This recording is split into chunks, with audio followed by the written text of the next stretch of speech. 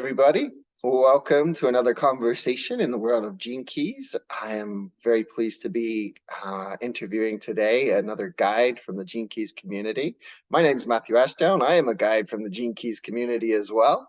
And so I just love gathering with my friends in this community and meeting new people and getting to know lots of people and the work what they're doing, the work they're doing in the world. And today we've got the great pleasure of interviewing Antonia Daniek.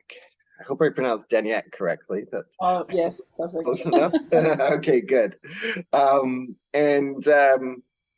So we've got some great questions that we've been brewing together, and I think this will be a really very relevant to what's going on for many of us at this time. And so I'm excited to explore this all with Antonia today. And rather than me tell you who Antonia is, I'm going to leave it to Antonia herself to maybe just give a brief introduction of your work with the Gene Keys, and maybe even a little bit of a, how did you come to the Gene Keys? What drew you in? Because I think people love hearing how we were all drawn into the Gene Keys in our own different ways. Yes. Yeah, first of all, thank you for having me, Matthew. Yeah, I'm joining the call from Germany, south of Germany, close to the Alps, so I can see the mountains when it's light. And I grew up here in this area, actually in a Buddhist retreat center. So I grew up in a spiritual community in Germany, which is the start for me for everything of experiencing from my own childhood different cultures, different communities, different religions, if you want to call it. So it was very much about karma. It was about a lot of things that we also speak in Gene Keys. So when I came to Gene Keys, it was partly like coming home because there's a lot of language that I know since my childhood.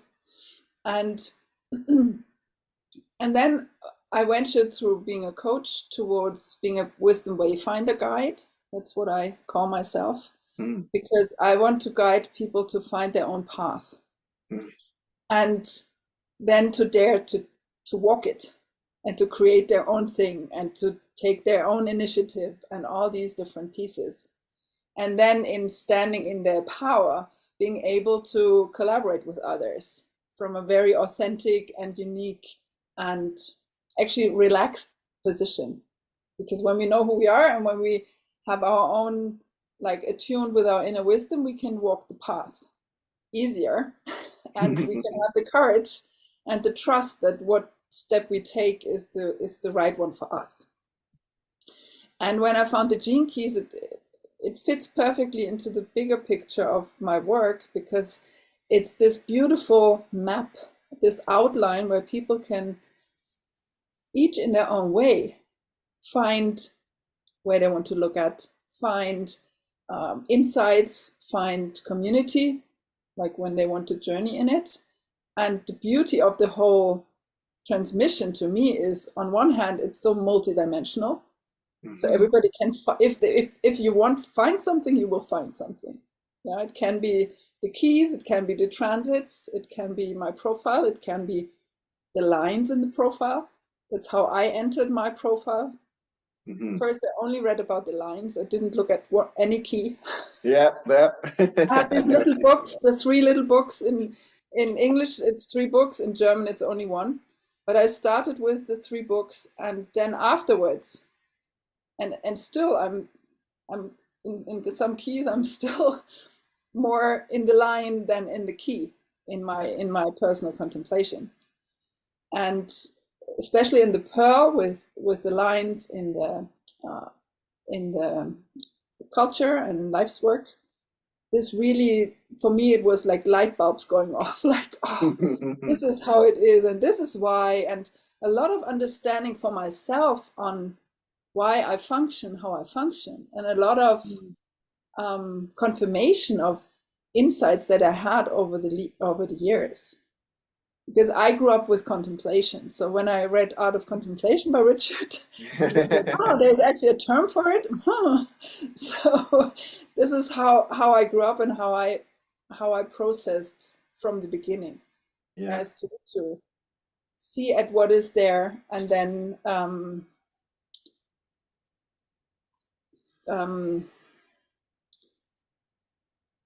see what is there and not taking it personal.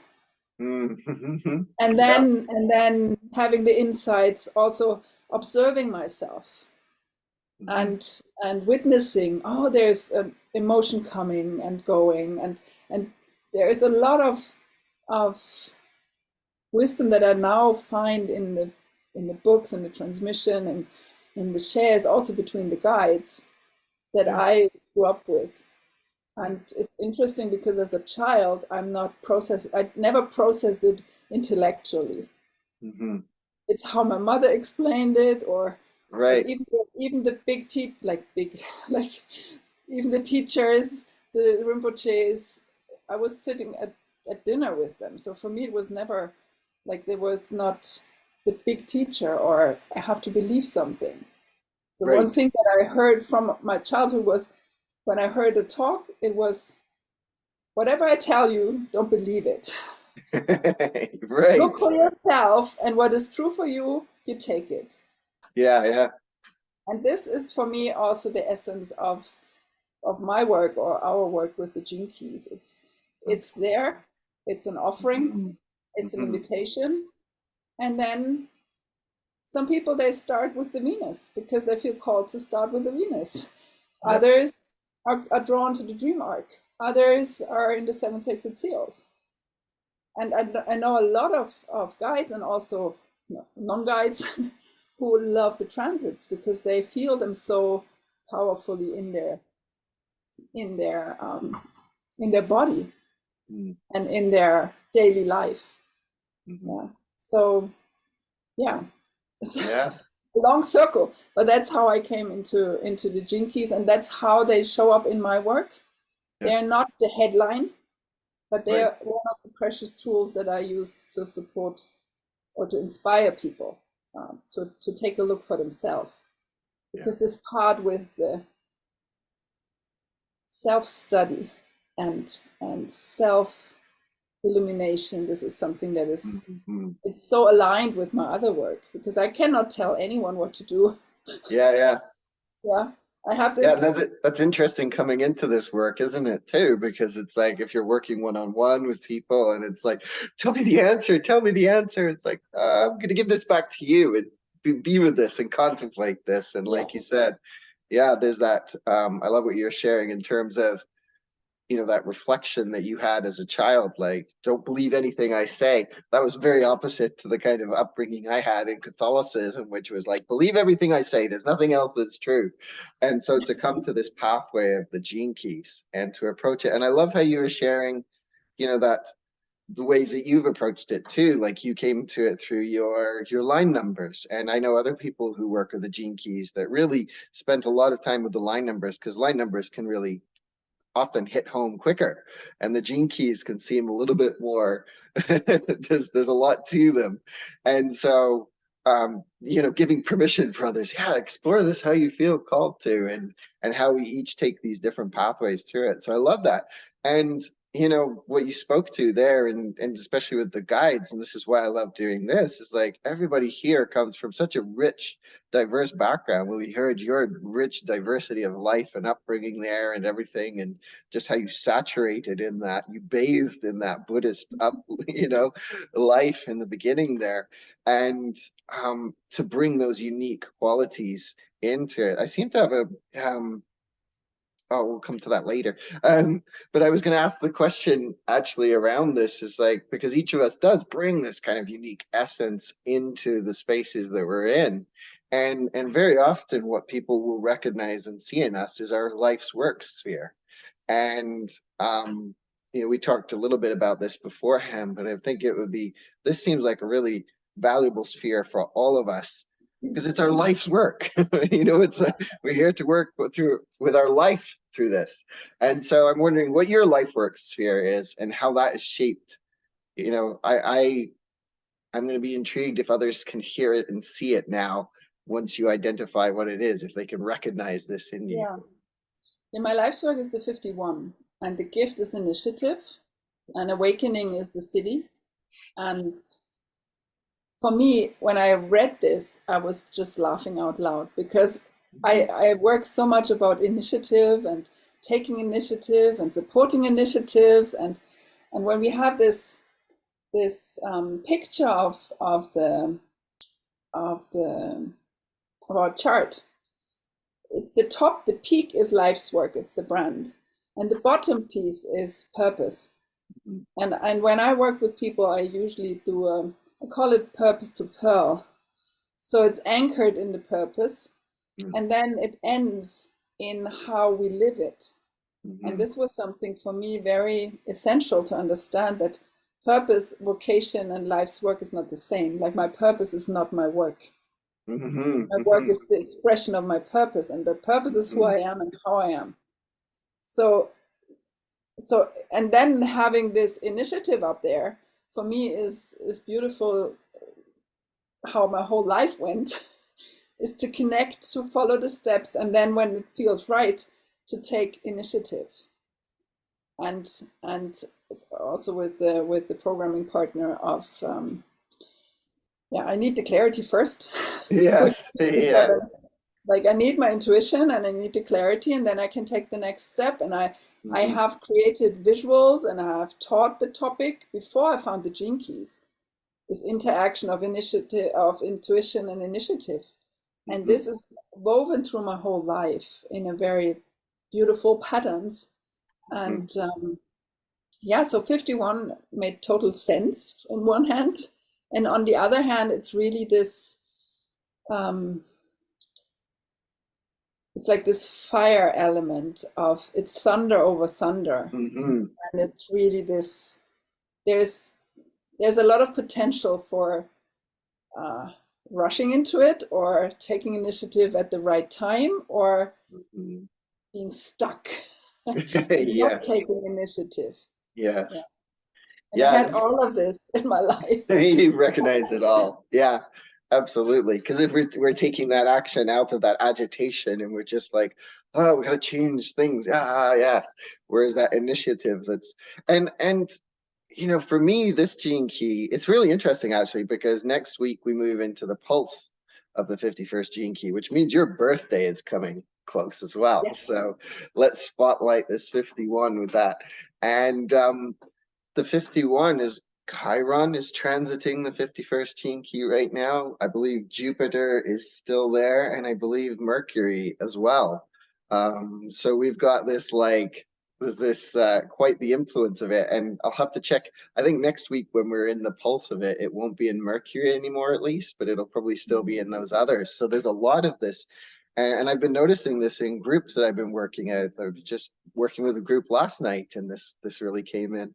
And I can't help but think of in the dream arc, it's the condor. The condor is the city of awakening of this 51st gene key. And we're moving into this time of the myths of the eagle and the condor, which just gives me goosebumps every time I bring it up. And, this 51st gene key really speaks to how we interact with others and how we do build things, because, the shadow frequency, we can build from quite a competitive and a dog eat dog kind of world and way of being. But at the gift frequency, and when you pair the other gene keys that I'm sure you've got there in your chart, it's really about, and what the gene keys transmission is so much of this: how do we work together, how do we collaborate?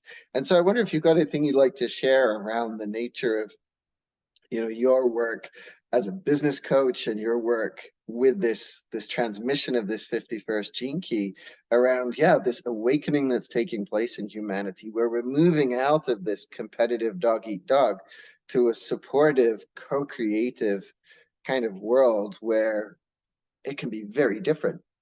Yeah, I really believe that we are stepping more and more beyond competition, and that I feel there's so much innovation and creative spark, and it's so much more, I trust, and what I observe, there's so much more already there than we can see, because the media is not showing it. And it's like, I feel like this grassroots movement of, there's so much change, and there's amazing communities, like housing communities and projects like self-sustainable villages, and there's so much out there that is already happening, but they are not they're not promoting. They're not on television, or so Right. there's a lot happening, and with this change in time and in also perspective, maybe the people more and more realize that it's not about the money. It's not about,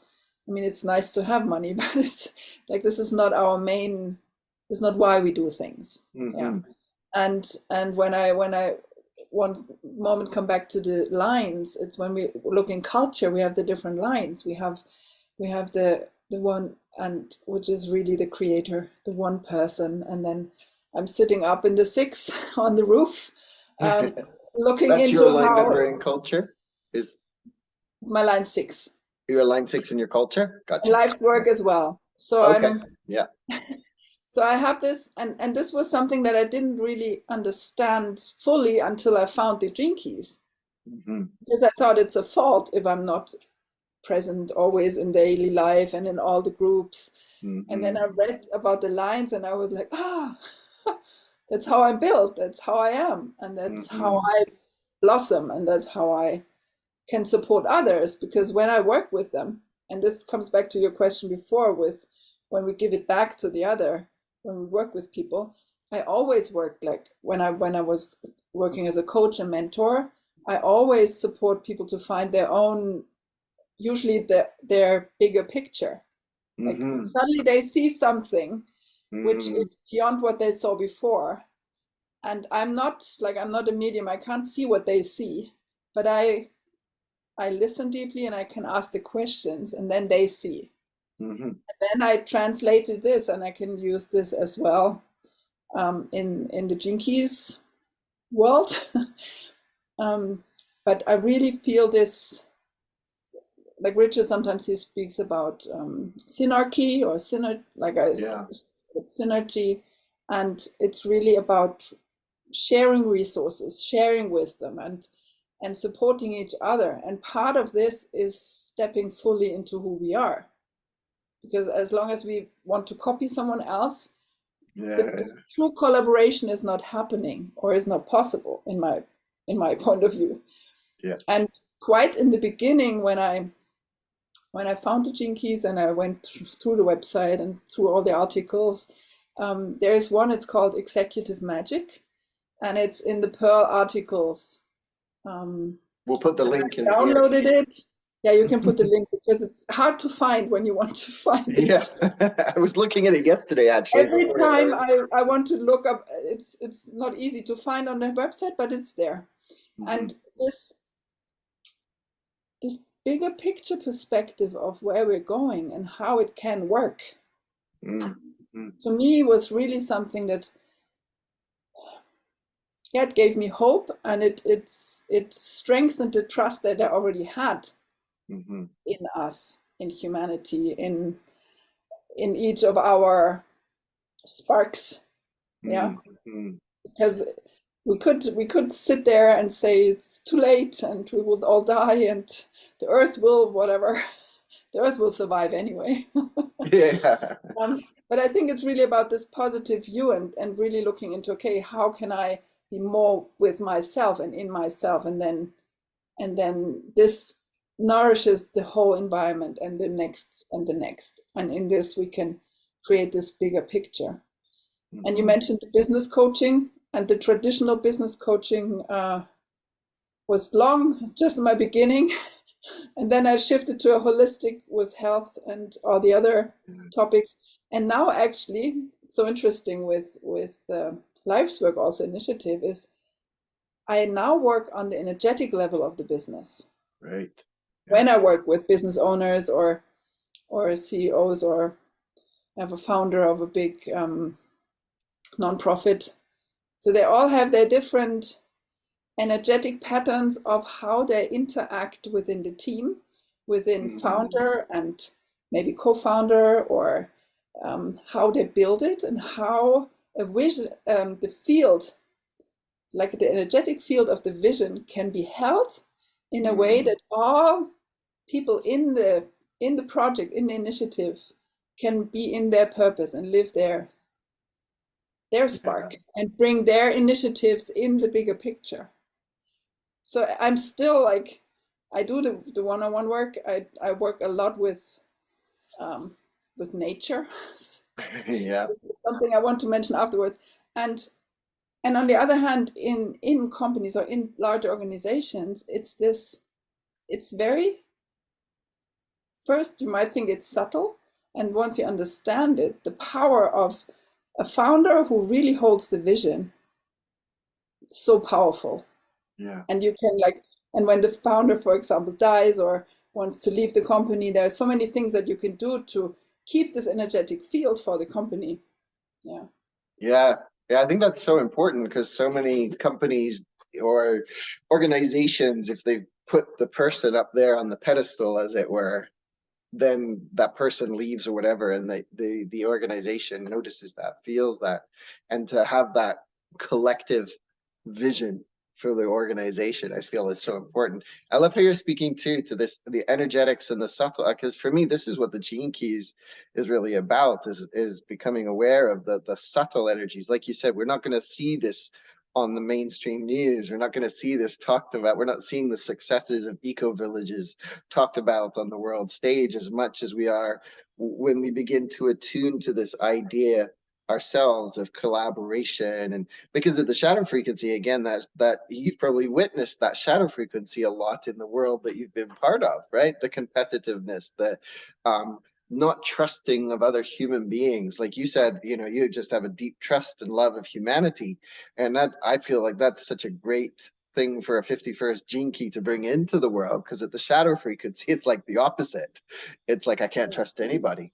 I was just watching a series on Netflix. I don't usually watch any kind of reality TV shows, but there was one on the wilderness of being in the wilderness of Alaska. And it was amazing how the competitiveness and what people were willing to do to win, right? Which took out this whole, it was for this money. And it was like, wow, in nature, doing it this way, like nature's transforming these folks literally.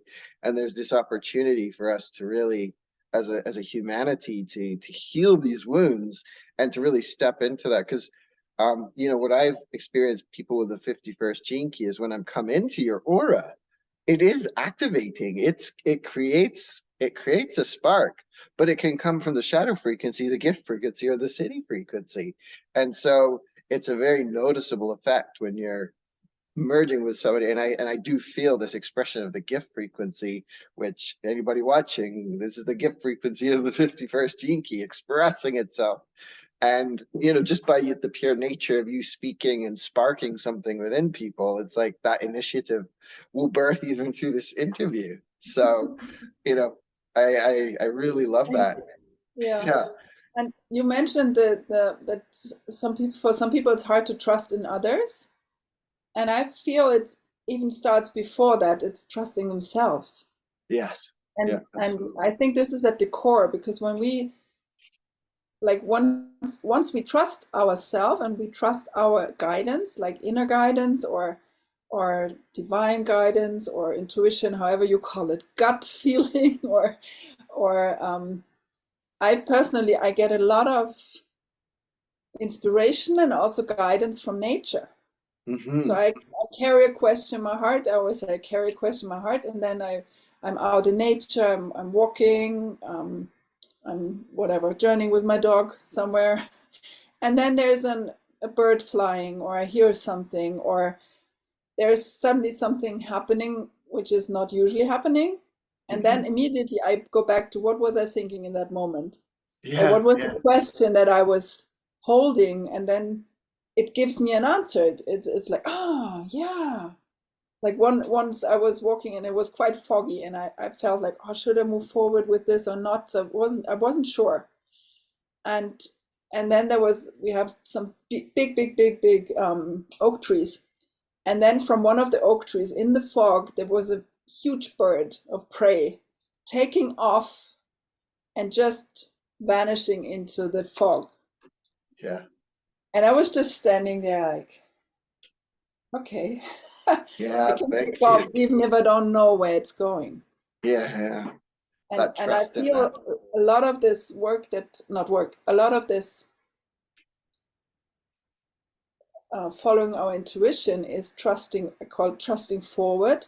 And very often we only see one or two steps ahead. And then it's trusting that the step 3 or 5 will show up when it's time. When it's time. And this is something that starts with trusting us or our guidance, intuition, however you want to call it. But Mm-hmm. and then I think when we are settled in this, then we are more independent of others. It's Mm-hmm. it's they can do their thing, and then we're back to not taking it personally, Yeah, yeah. trusting our path and not feeling guilty for whatever being uncomfortable for others. Mm-hmm. I worked a lot with mother, like with women who have children, and I have three, and it's I can tell you it's a big journey to not feel responsible for everything and for Yeah. walk your own path and not always be hotel mama.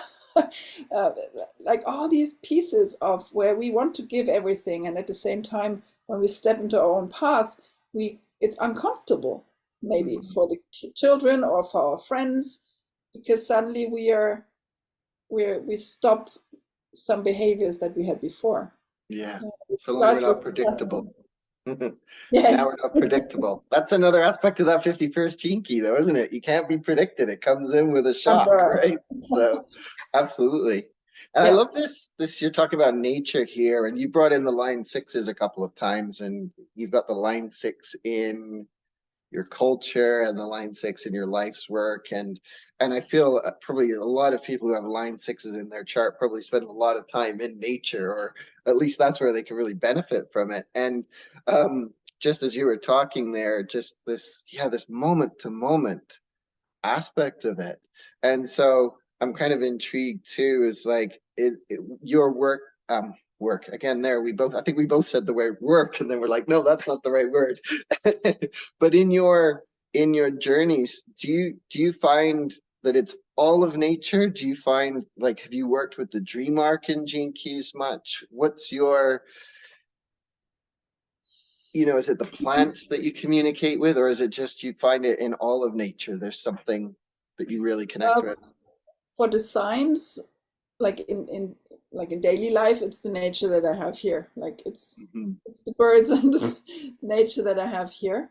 Hmm. Um, I I was like I started this lifetime with the Tibetan Buddhist tradition, Hmm. and then I'm still journeying with a lot of other indigenous cultures. So with the Native Americans, with the Hmm. Maori, with um, a lot. Yeah, and even Hmm. my grandparents, they were not Buddhist, but they were students of Satya Sai Baba. So they went to India and knew Oh, yeah. Telugu and Sanskrit. So so it's all there. And I was always drawn to animals. So I studied, or not studied, but sometimes I looked up animals related to the Native American tradition, for example. I have a book, and then there are so many others. And Hmm. now sometimes, like in the beginning when the Dreamer came out, I used it like a card deck, like like an oracle deck. Like Yeah. I have a connection with it. Like there's an animal showing up, and I'm like, okay, which key is it, or what does the animal say? So I didn't do the whole DreamArc journeys. For me, it's more getting deeper into the animals, and I was part of a delta with other guides, Hmm. and we did a DreamArc delta when the DreamArc came out. So Oh, wow. Yeah. we all journeyed with the animals of the keys in the delta. Nice. And for me, the in this way, it's a dream arc or it's an oracle deck, but the animals to me hold a deep wisdom that is very multidimensional as well. Yeah. So I talk with animals when I see them. Yeah. I even have, I mean, I have this room is full with. I even have vulture feathers, and I have my swan, and I have a Oh, wow. The swan. drum. So there's a lot of Is there one that you have a particular affinity with? Like, oh, this, I mean, in the dream arc, they call it the kin, but is there a particular animal that's shown up in your world a lot that you have a deep connection with? But I was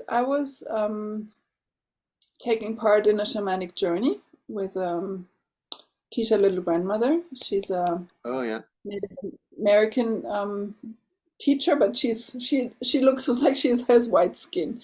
But I Yes. love her. I have studied with her a long time, and she's still teaching, and now I'm collaborating even with her.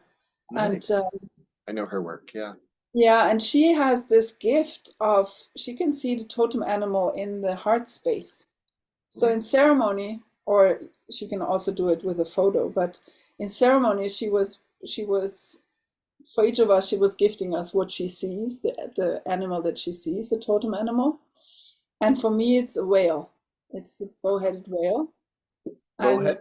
Yeah. bowhead, yeah, um, yeah, the northern right whale. And and this really, it's not like it made sense, or it felt so true. So Mm-hmm.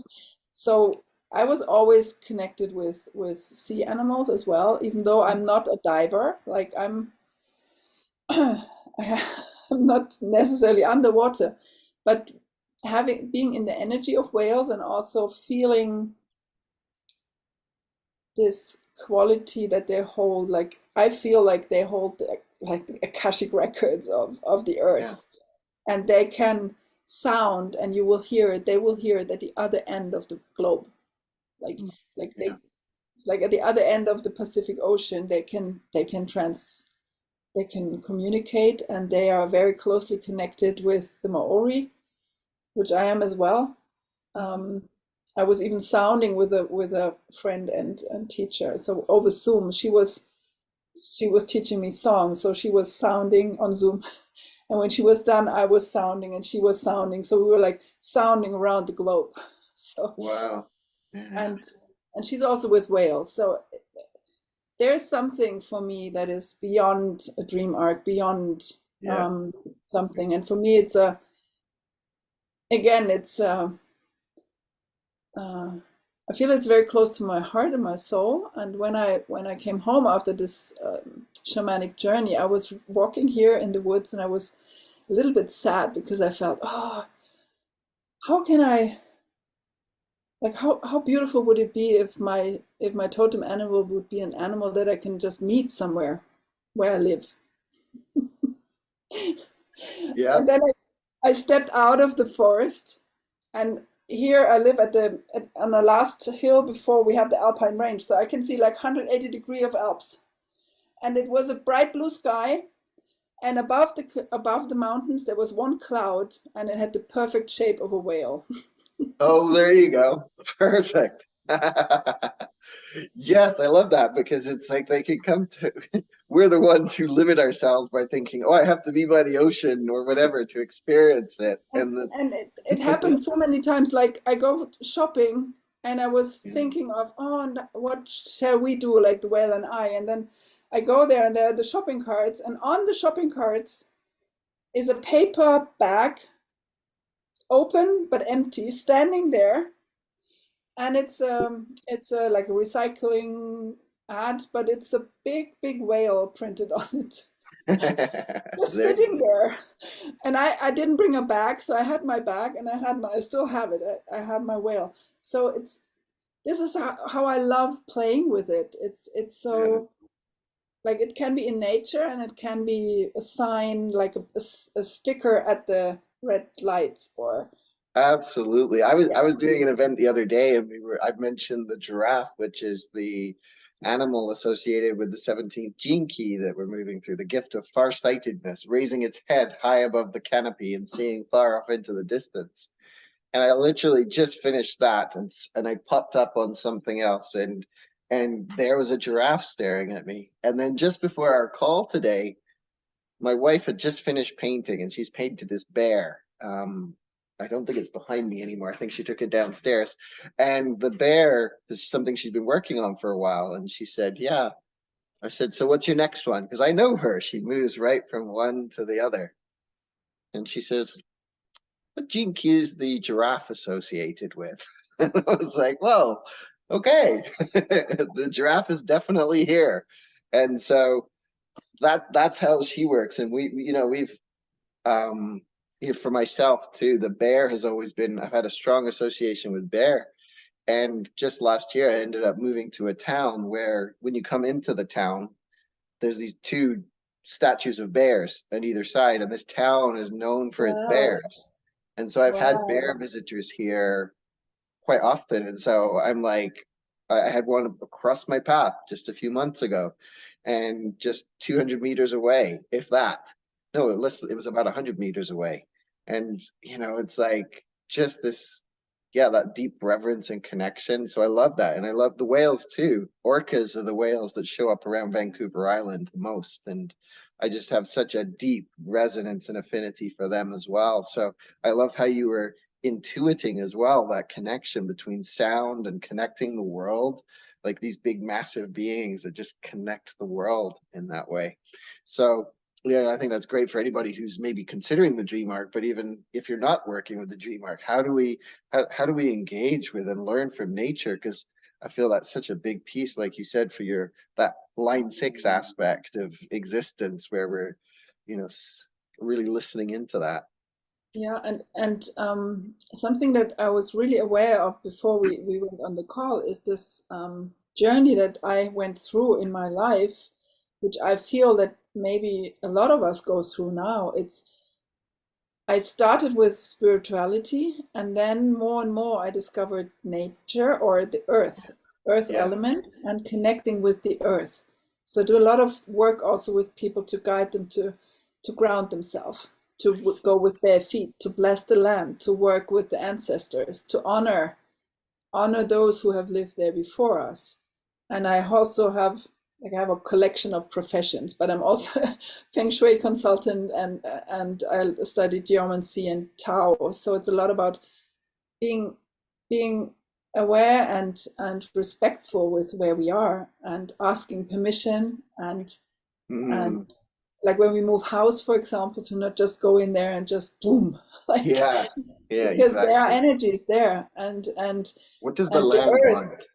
want? Fun. What does the land want? That kind of. Yeah, what does the land want? And very often it's just being the word polite. Yeah, yeah, reverent, polite. Absolutely. It's not necessarily that I have to ask for permission, but it's like we are coming, and we're grateful Yeah. that we can move in here, like when it's with the house, but also with the land. It's we are, as human beings, we are a part of nature, and we forgot that the earth nourishes us, and as our body is made from earth and water and energy, yes, but Hmm. like without nature we are not here. Like our souls cannot walk upon this planet, and I feel like we can be spiritual and everything, but then we can, like some people, they take off.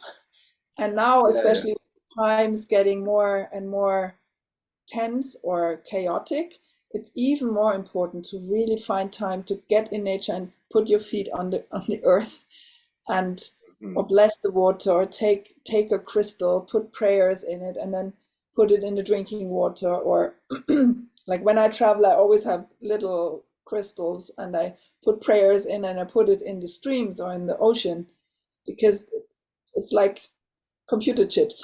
Like they hold the prayer and they can give it to the next Mhm. water droplet, so it can travel. Yeah. Yeah. So, and we are part of nature, and I feel this is part of, like, yes, I work with the corporate energy field, but this very individual being that is coming back to earth, and really coming back to this humble state of co-creation also with the planet, and with spirit. So I Mhm. call it create with source. So it's when we create and we have this intuitive notion, Mhm. it's like we are co-creating. There's something that wants to flow through us. Like a transmission or like a piece of art. When your wife is drawing, there's probably some energy flowing through her. So she's always listening. She's always tuning in her antenna. Yeah. Yeah, and when I draw, for example, I speak. So I ask who wants to come in. So I'm Mm. communicating out loud. And my son, he's like, Mom, if you want to tell me something, say my name, because he always thinks I'm talking to him when he's in the room. Right. Yeah. Don't blame me. I'm just working with spirit. So working with spirit is one piece, and at the same time, it's this working with the earth and being respectful with the resources and all these pieces. And then it leads us to the larger picture of collaborating with others. Yeah. And I feel now that we're moving into this new age of Aquarius, and this new frequency of collaboration is getting stronger and stronger. And Yeah. it takes individuals to collaborate, I think. And what I learned is also with initiative, it's important for us to be aware of where am I taking initiative and where am I supporting someone else, or where am I not doing something and waiting. Which everything has its place, but when we initiate a bigger project, that we are aware that we initiated and we hold this, and then we can have these amazing synergies and collaborations and co-creative projects that are now sprouting everywhere. Yeah. And I think that it's, yeah, this it's time not just to sit together and listen to the wisdom keepers, but to do together. It's Yeah. like That's the doer. it's like Yeah. walking together, Yeah. or co-creating something that is actually happening. Hmm. And everybody can step into their own wisdom keeper. Like I learned from a lot, and I love and respect them, Hmm. and at the same time I feel the value and how precious it is to embody my own wisdom and then to share what is true for me in my own way. Hmm. And everybody of us, like, we are all keepers of our wisdom, like wisdom keepers. And Yeah. now it's time to do together. So it's really this, like, and for me, in my line 6 perspective, what I see is it's time for the different communities to come together. It's Hmm. time for the different tribes to come together. It's Hmm. time for this one human family to come together, because so many people, they stay in their little circles. Yeah. Yeah. It's nice and they can do something, and at the same time, once in a while, it's I feel it's important for us to come together and see the perspective of the other and inspire each other and support each other.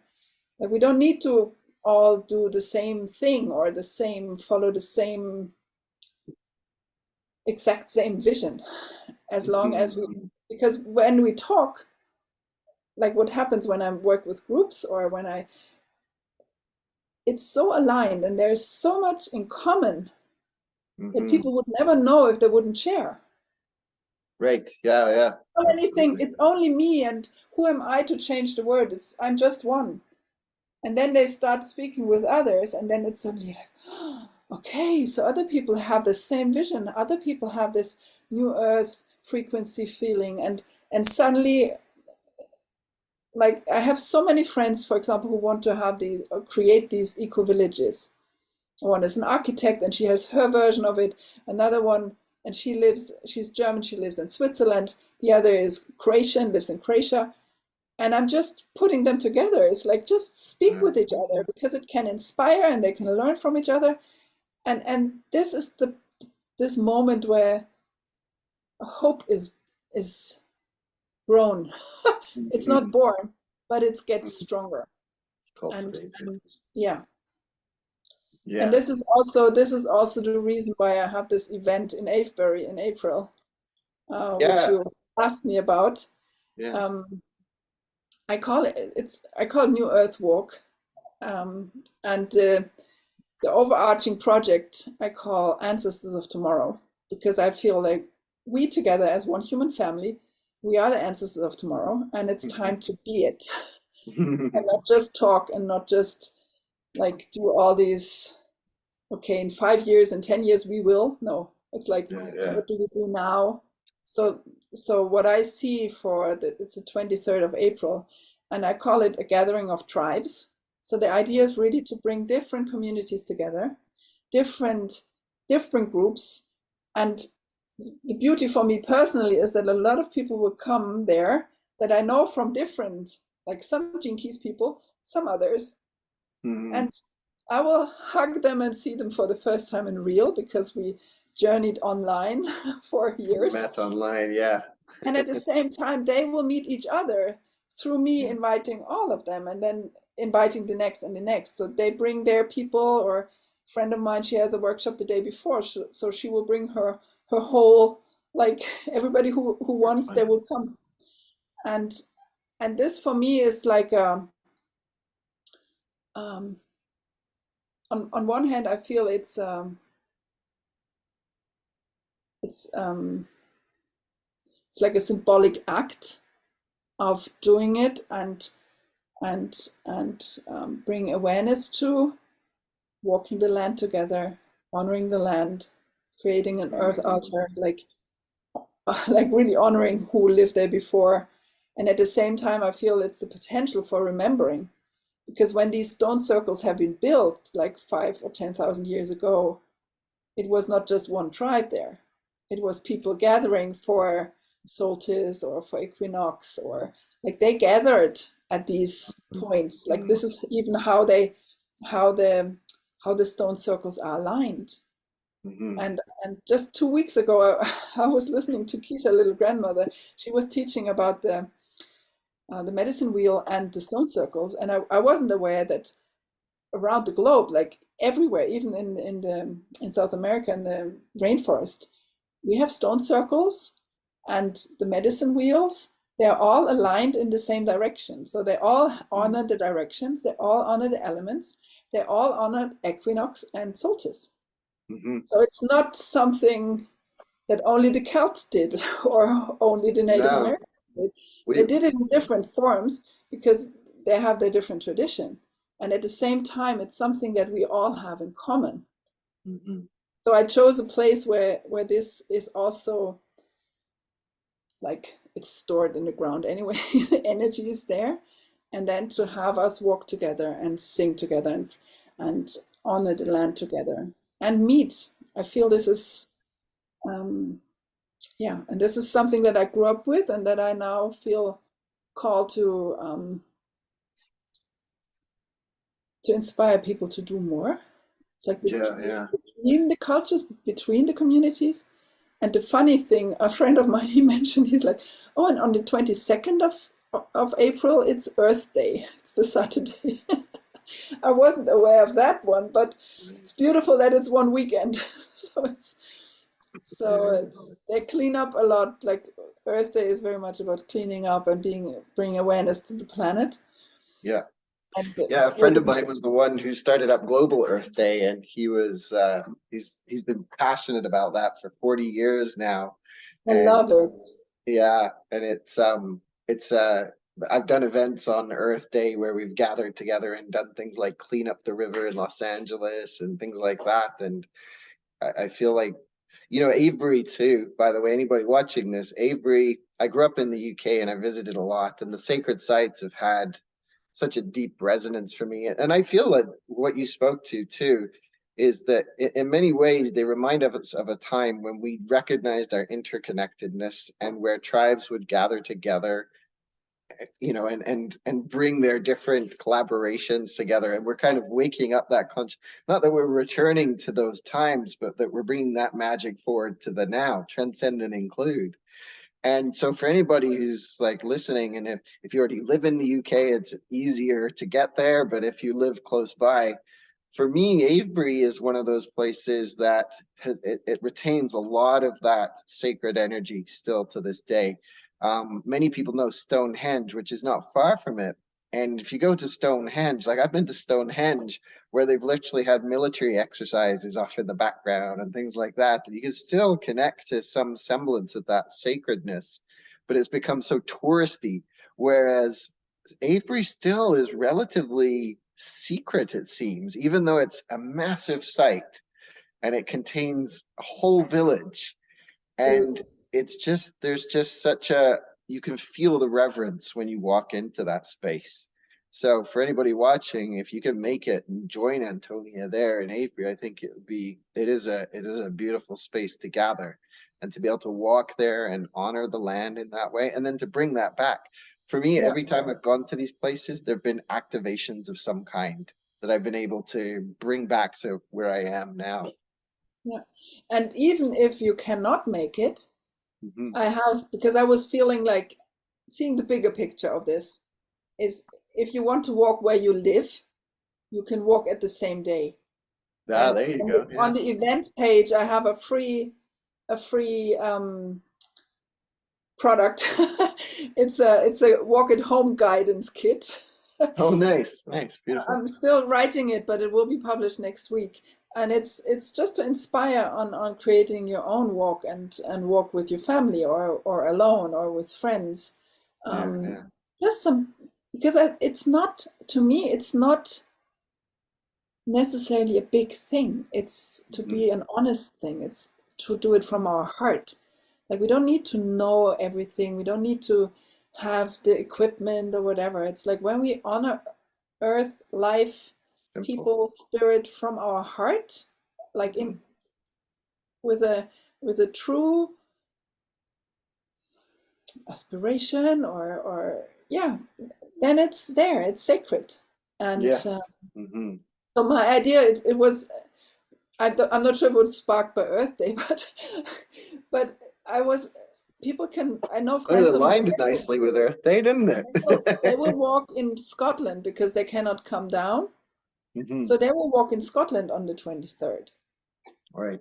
So it's like, and I have no idea where it will grow to, Yeah, but yeah. it's this is really for me. I see this as a yeah symbolic act, and at the same time as a precious moment in time to come together and um, I had this in the past when I went to places where I lived before. People would only meet between each other when I was there because in their daily life they wouldn't meet. So now in Avebury, I'm really curious how it will unfold and how maybe new friendships will be born or new Oh, yeah. insights or new inspired conversations. Yeah. Yeah, yeah, yeah. So Yeah, absolutely. And and we've for got the me, website below, so you can follow the links and you can check that out. And you can either sign up for the free one if you're not able to make it there. I won't be there at that time. I'll be there in June, so I'll miss it. But I'll be here and I can walk the sacred land. I'm on First Nations land on Vancouver Island here. And they had many sacred sites that they're not marked in the same way. And if they were like we have some medicine wheels in Alberta that are like Stonehenge and things like that. yeah, And I think it just, yeah, we have the internet in a way where we can connect and begin to bridge that field of awareness of our interconnectedness and again, and with yeah, all of life, with nature. yeah, and at the same time, I feel the moment that we pray from our heart, every place is a sacred site. So Yeah, we can do it in our absolutely. backyard. Like Yeah, yeah. we don't need to travel. I mean, now at this time I travel to the UK because Mhm. I think it's 5 different events that I'm hosting, co-hosting, and participating. For me, it's like a pilgrimage, a personal reconnecting. I call it a Celtic Heart tour. So it's Yeah. it's my reconnection journey, and then taking part in something. But we I mean, we can make every Every step, moment sacred. every step sacred. Yeah, Every yeah. step we can walk and give gratitude with every step. We can admire a flower Hmm. and say a prayer or gratitude or thank you or just be happy. And it's a sacred moment. And yeah, and we have the sacred sites that have been have been used and like energized from a lot of people before. I mean, they Yeah, have another energy, and at the same yeah, time, we don't need to travel. yeah, But yeah, if you exactly. have something in mind, um, and what's interesting, I'm still discovering the ancient lands of Europe and Germany. Like I I just walked with a some friend weeks, in Germany a few years ago. We were in, oh, I can't remember the region.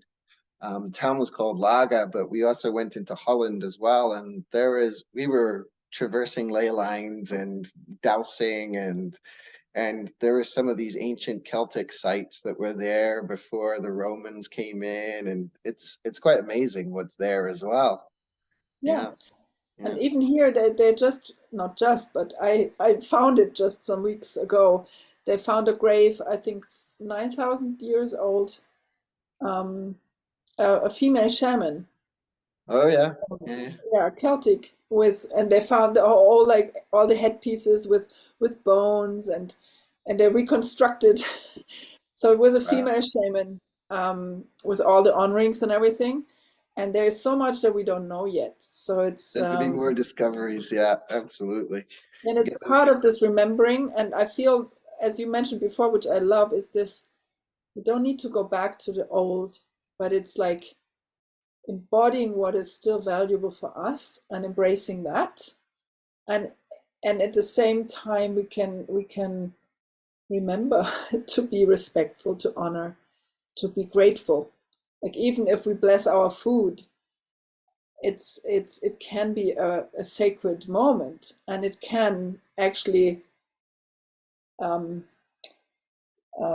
increase the quality of the food. Like when we look at Emoto's water experiments, like the moment we love the water and we put love in the food, it shifts in the quality and in the water and everything. Yeah, so we can make every moment sacred. And Maybe that's the name of our conversation today, is making every moment sacred. That would yeah, seem like a good way to bring it to a close, right? I can feel people who've been listening now, their feet are itching, like, I gotta go out, I gotta walk in yes, nature, I gotta yes, plant my please. sacred steps on the land. So there's that spark of initiative, the 51st gene key gift coming through. So Mm. yeah, Antonia, we're coming to the end here. I just wanted to say thank you for, yeah, great exploration and waking us up and reminding us of this. Sorry, I'm looking out. You can't see all the trees I'm looking at. I have these six grandmother trees on my in my backyard that they're huddled around in a circle. So they're like my little circle within my backyard. Oh, really? I'm just surrounded by mountains and trees, and it's just, I feel very blessed to live here, and I feel very blessed to be able to, walk the sacred walk that many First Nations ancestors did before, the Europeans ever did come here. And, Yeah. but I think you've sparked this remembrance for us all of, like, yeah, doing this in community and coming together and gathering. So I Yeah, wanted and to, sometimes it's time to do it alone. I mean, this yeah, the vision quests and the like sometimes it's really time for, especially when we have a question, it's very nourishing, I think, to also be alone sometimes in nature. And at the same time, yeah, when we have this, also even when we want to have a difficult a conversation with someone where we feel it's not that easy, it's maybe easier when we walk in nature than when we sit at a coffee table. Yeah, absolutely. Yeah, because yeah, nature is the interconnectedness, and we can feel it, and we can, and our physical form is nourished when we are out there. yeah. Yeah, and you mentioned it's like that reconnection. So we're all reconnecting, I feel that that's such a important piece of this time, reconnecting to that unified field of awareness. We're all here together. So yeah. So thank you very much, Antonia. Thank you, We've got Matthew. your website down below. We've got this event that's coming up in Avebury for those who want to join in person, and for those who feel inspired to walk where you are, to plant sacred roots in the ground where you are. It's amazing what that can inspire in your community without even realizing it. And so there's ways for people to reach out to you, Antonia, through your website, the Linktree site that we've got below here. And so you're available for one-on-one sessions, I imagine, as much as you are for group sessions. And so people can find all about that there. Yes. Awesome. Excellent. Well, so good to have this conversation with you. The whales have guided us well. We're now singing our songs throughout the world, and following those magnetic lines and coming together again. So thank you for that. Yes, definitely bringing that 51st gene key gift of initiative, that city of awakening into this space. So may the condor work with us all in this time as we move forward, as this is a gene key that's definitely influencing us all in many different ways at the moment. So thank you to Antonia, and thank you everybody for joining us today, for listening in, for making it to the end of this illuminating conversation. And we've got many more to come. There's lots of Gene Keys guides out there in the community, and also people who are journeying with the Gene Keys that may not be guides. That you know, there's so much value in what we all have to share. Like Antonia said, it's like this is what are our unique gifts that we bring to our communities, because what makes you come alive makes your community come alive. So may we all come alive. So thank you very much, Antonia, and thank you everybody out there in I don't want to say Gene Key Land, because it's Gene Key Land and beyond. It's planet Earth. We've got the fairy beings here. We've got the creatures of the world. Yeah, beyond the planet. The whole of Gaia, all of Gaia. Yes. So thank you, Antonia, and thank you everybody. Bye.